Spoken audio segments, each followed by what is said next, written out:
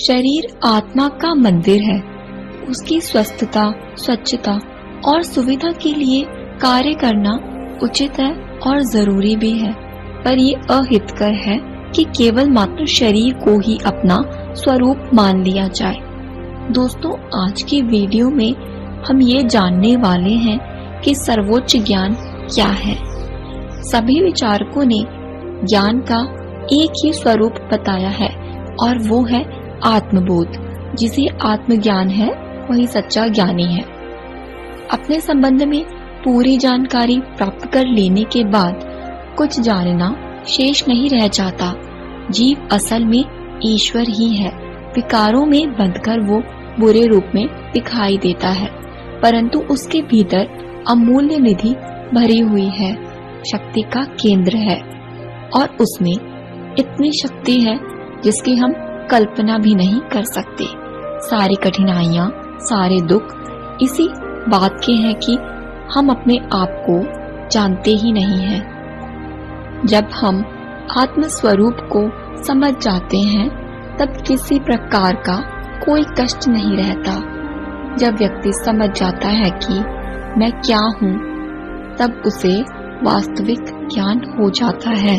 चाहे किसी भी दृष्टि से देखा जाए, आत्मज्ञान ही सर्वसुलभ और सर्वोच्च ज्ञान ठहराता है। किसी व्यक्ति से पूछा जाए कि आप कौन हैं, तो वो अपने वर्ण, कुल, पद या संप्रदाय का परिचय देगा। अधिक पूछने पर वो अपने निवास स्थान, वंश, व्यवसाय आदि का अधिकाधिक विस्तृत परिचय दे देगा। शरीर भाव में मनुष्य इतना तल्लीन हो गया है कि वो स्वयं को शरीर ही समझने लगा है। वंश, वर्ण, व्यवसाय या पद शरीर का होता है। शरीर मनुष्य का एक परिधान है, एक कॉस्ट्यूम है, परंतु भ्रम और ज्ञान के कारण मनुष्य अपने आप को शरीर ही मान बैठता है। इसी गड़बड़ी में जीवन अनेक अशांतियों, चिंताओं और व्यथाओं का घर बन जाता है। मनुष्य शरीर में रहता है, ये ठीक है, पर ये भी ठीक है कि वो शरीर नहीं है।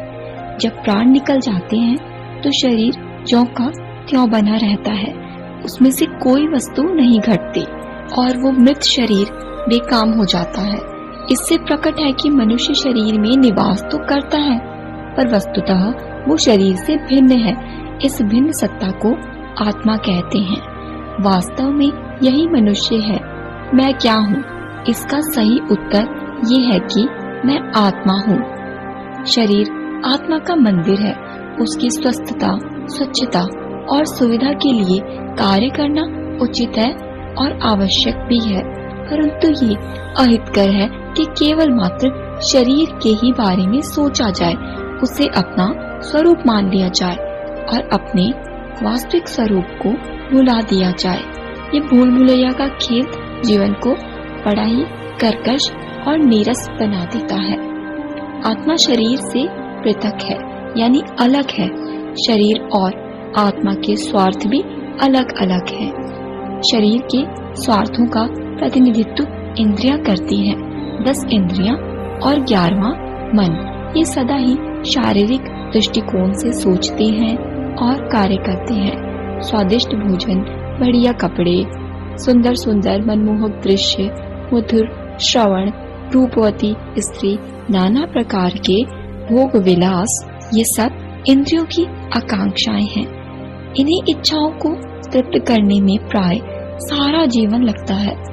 जब ये इच्छाएं अधिक उग्र हो जाती हैं तो मनुष्य उनकी किसी भी प्रकार से तृप्ति करने की ठान लेता है और उचित अनुचित का विचार छोड़कर जैसे भी बने वैसे स्वार्थ साधने की नीति पर उतर आता है। यही समस्त पापों का मूल है। दोस्तों, आज की वीडियो से हमने क्या सीखा, अब इसका सार हम देख लेते हैं। जीवन की वास्तविक सफलता और समृद्धि आत्मभाव में जागृत रहने में है।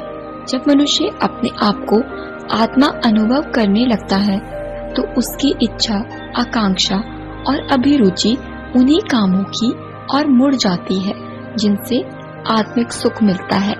ये पुण्य कर्म करने से आत्मा यानी हृदय में बड़ा ही संतोष, आनंद एवं उल्लास का भाव जागता है। दोस्तों, कभी भी शोक न करो, आत्मा अजर अमर है, इच्छाएं तो अनंत हैं, इसलिए संतोष रखो। जन्म और मृत्यु ही जीवन का सत्य है। जन्म की खुशी और मृत्यु का भय मन से निकाल दो, क्योंकि ये तो होना ही है। वो कहते हैं कि जिस मरने से जग डरे मेरे मन आनंद, जिस मरने से जग डरे मेरे मन आनंद, कब मरी हूँ कब पाई हूँ पूर्ण परमानंद। आज की वीडियो आपको कैसी लगी मुझे कमेंट सेक्शन में जरूर बताइए।